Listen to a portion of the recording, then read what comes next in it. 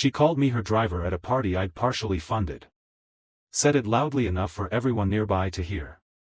When I pulled her aside afterwards, she rolled her eyes and said I should feel lucky she even allowed me to attend. I didn't raise my voice. I didn't argue. I simply picked up my coat and walked out. 2 weeks later, her parents were standing at my front door. It's strange how you can be with someone for years and still not really know who they are. Or maybe all the red flags were there the whole time, I just chose to ignore them. Either way, what unfolded last month flipped everything upside down. Here's what went down. I'm 32, male. I'd been dating Susan, 29, for nearly 2 years. We'd met through mutual friends at a bar during trivia night. She was stunning, self-assured, and had this magnetic presence that pulled people toward her. I was smitten. Susan worked in IT at a tech firm downtown. It was an entry-level support position with modest pay, but the way she spoke about her job, you'd think she was the CEO. I run a small construction business as a general contractor. Not flashy, but it's something I built from the ground up and take a lot of pride in. It more than pays the bills. In the beginning, things were great between us. We'd spend weekends checking out new restaurants, exploring the city, or catching indie films at a little theater she adored. But in hindsight, the cracks were always there. Offhand remarks about my clothing, little digs at my truck, and the fact that in 2 years, I never met a single one of her coworkers. I brushed all of it off because I loved her. Then, about a month ago, she mentioned her company was hosting a major client appreciation event at a high-end hotel. She was involved in planning it and was clearly stressed about making sure it went perfectly. Jessica from IT is bringing her boyfriend, she said offhandedly one evening while scrolling on her phone. He's a lawyer or something. Oh, can guests come too? I asked, not thinking much of it. I could be there to support you if you'd like. She hesitated, barely, but I noticed. I guess you can come, she said. But it's mostly just corporate talk and boring networking stuff. Since she had been worried about money lately, I offered to help with some of the costs. Her rent had recently gone up, and she'd been subtly suggesting she might need to move. I ended up covering the cost of her new dress, $450, along with a $200 gift basket for her boss and other supplies. It wasn't a huge amount, but it definitely wasn't cheap either. The night of the party, I made sure to look sharp. Wore my best tailored suit, the one I reserve for important client meetings, and got a fresh haircut. The whole 9 yards. Susan seemed distracted when I picked her up in my truck. She barely noticed my appearance, just asked if I remembered to bring the gift basket. When we reached the hotel, I could feel her tense up next to me. As we walked through the hotel lobby toward the ballroom, she started speeding up slightly, putting space between us. Maybe wait in the bar for a bit, she said out of nowhere. I need to check on a few things. I'll come with you, I replied. Maybe I can help carry something. She looked irritated but didn't push back. The ballroom was stunning. Soft lighting, elegant decor, an open bar, and servers walking around with trays of hors d'oeuvres. Susan quickly spotted a group of co-workers and made a beeline for them, with me following. Susan, everything looks amazing, a woman in a chic black dress said. Who's this? There was a brief pause, just a little too long. I extended my hand to introduce myself, but before I could say anything, Susan interjected. This is Alex, my driver for the evening. The words landed like a slap. Her coworker gave me a once-over, clearly confused by the contrast between my outfit and the claim. Your driver? She asked, eyebrows raised. Yeah, Susan said with an awkward laugh. He was nice enough to drop me off, but he's heading out now, she added, then turned to me. Right, Alex? I felt like I'd been hit in the stomach.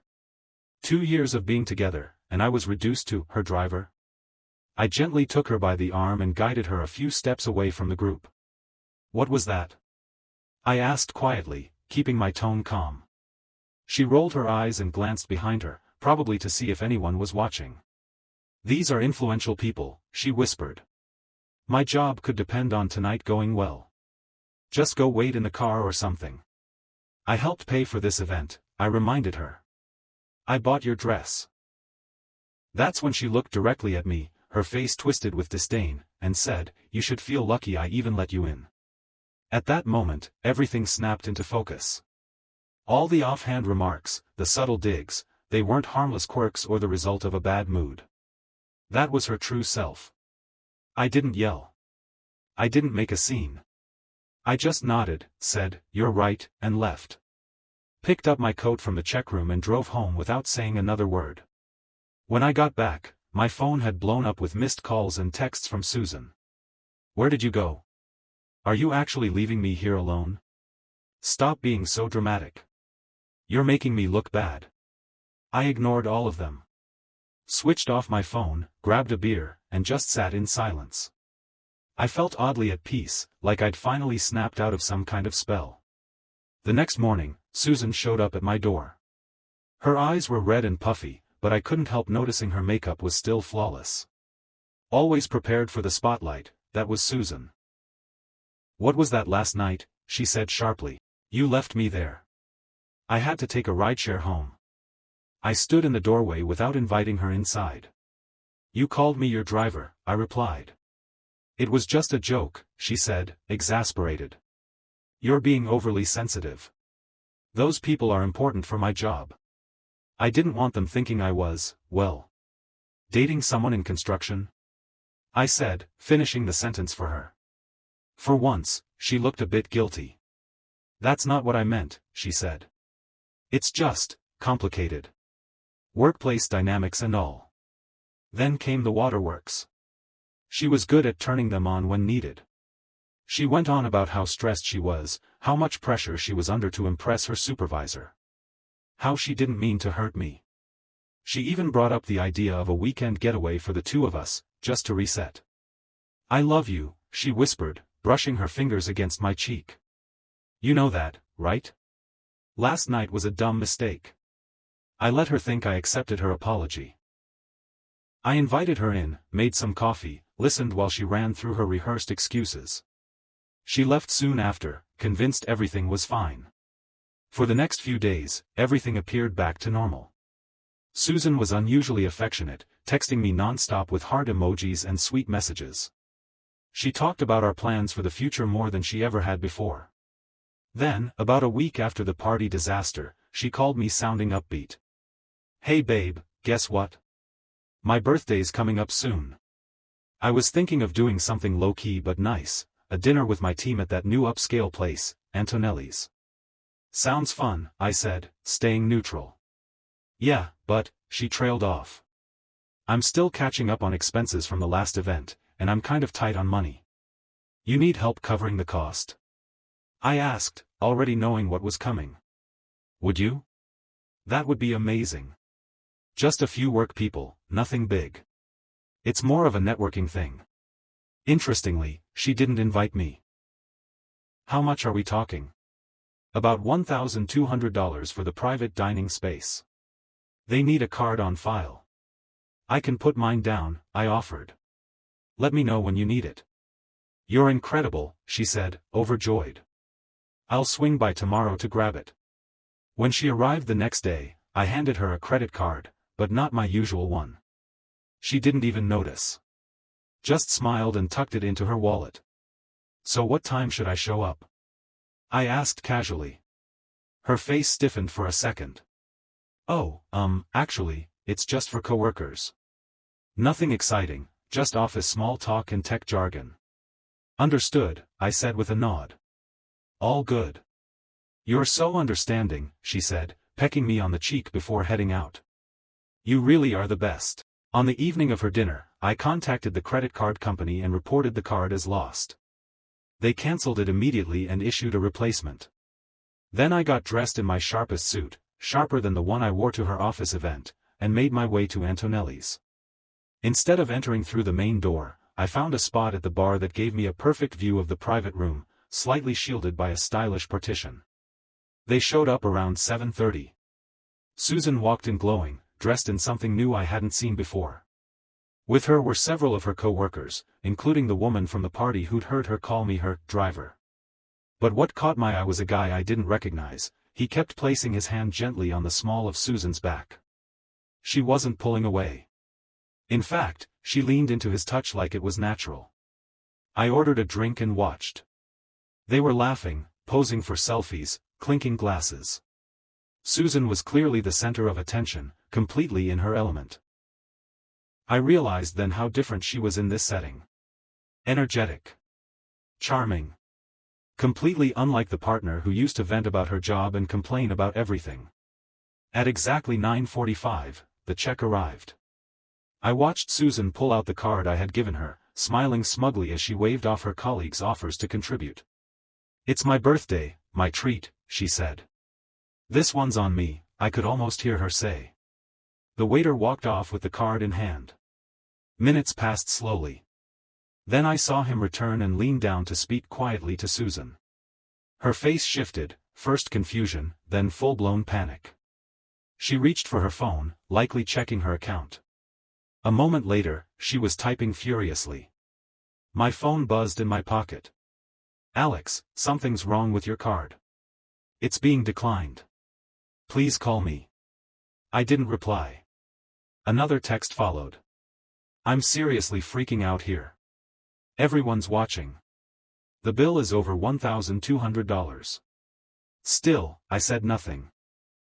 Just took a slow sip of my scotch and watched things unravel. Susan was visibly shaken now, clearly flustered as she tried to laugh it off with her colleagues. I watched her pull out another card, and then another. None of them worked. She'd recently told me all her cards were maxed out. After her fifth desperate message, I finally responded. "Turn around." I watched her eyes scan the message, then lift her head, eyes darting across the room. She found me at the bar. All the color drained from her face. I stood up, straightened my jacket, and calmly walked toward the dining area, envelope in hand. The moment I stepped in, the entire room seemed to go quiet. Susan looked stunned. A few people at the table recognized me, especially the woman who'd been at the previous party. "Wait, isn't that your driver?" someone asked, looking puzzled. I gave a calm smile. "Actually, I was, her boyfriend of 2 years." I opened the envelope and spread out photos on the table, vacations, holidays, family events. Moments from a relationship she clearly wanted to hide. "I also paid for her outfit at your last work event, the gift basket for her boss, and a few other things," I said. In return, I got introduced as her driver. You could hear a pin drop. The guy who had been all over Susan slowly moved his chair away. Her boss, seated at the end of the table, was now staring at the photos with narrowed eyes. Susan leaned toward me, her voice low and harsh. "Can we talk outside?" "No need," I said lightly. "Just wanted to wish you a happy birthday, and let you know the card was cancelled yesterday. Reported lost." "You what?" she snapped, her composure gone. I adjusted my jacket again, meeting her gaze. "And about your question from 2 weeks ago, no, I'm not thankful you let me come to the party. But I am thankful for the clarity." Then I turned to the group. "Enjoy your night. The bill's on Susan." She stood up quickly, grabbing my arm. "You can't just leave me with this. You have to pay." I looked down at her hand gripping me, then back up. "Get lost," I said calmly, and walked away. Behind me, I heard chaos. Her voice shouting my name. Confused murmurs.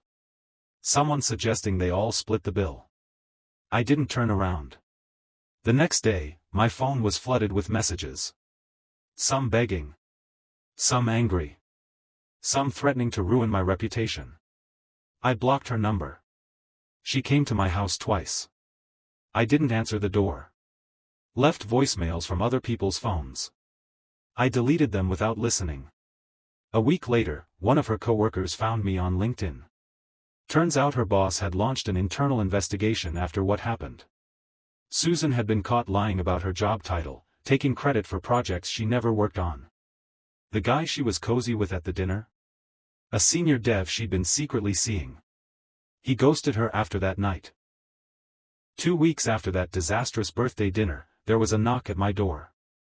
I opened it to find an older couple standing there, visibly uncomfortable. The resemblance was immediate. Susan's parents. "Mr. and Mrs. Davis," I said, surprised. I'd only met them once before, briefly. "Alex," her father said softly. Can we come in? I let them in. We sat down in the living room, a heavy silence hanging in the air. We wanted to apologize, her mother began. For how she treated you. For all of it. Her father gave a tight nod.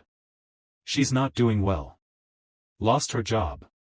Moved back home. I'm sorry to hear that, I said, and I meant it, at least in part. I don't want her to suffer, I added. I just want it out of the mess. No, she brought this on herself, her mother said firmly. We've known for a while that she chases status.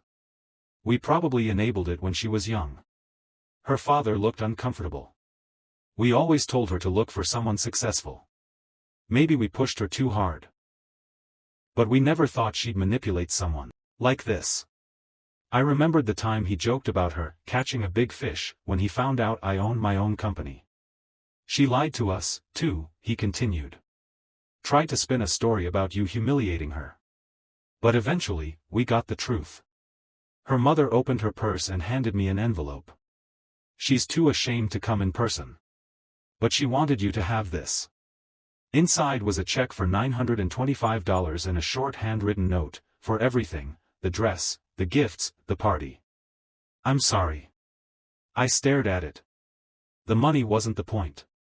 It never had been. We made her sell some of her designer things, her father said. We wanted her to take some accountability. Small steps. Thank you, I said quietly, folding the envelope. I appreciate you stopping by. Apparently, she had deleted all her social media and gone offline, maybe to reflect, maybe to hide. Either way, she was finally out of my life. As for me, business is thriving again. I've even started dating, carefully. Had coffee recently with a woman who teaches kindergarten. When I told her what I do, she didn't brush it off, she asked thoughtful questions, seemed genuinely curious about my work. Sometimes I still think about that night in the hotel, when Susan introduced me as her driver. It stung back then. But now, I'm thankful. Because sometimes, people don't show their true colors all at once. Sometimes it's in small insults, quiet jabs, little betrayals. And sometimes, it's loud and public. Either way, when someone shows you who they are, believe them. I just wish I had believed it sooner. Quick note on the card, for those asking, no, it wasn't fraud. I gave her the card willingly. I didn't report it stolen, just lost. The bank simply deactivates and replaces the card. And yes, I know, leaving her with that bill might seem petty. But after being treated like a walking wallet with a pickup truck for 2 years, I'd say I earned a moment of pettiness.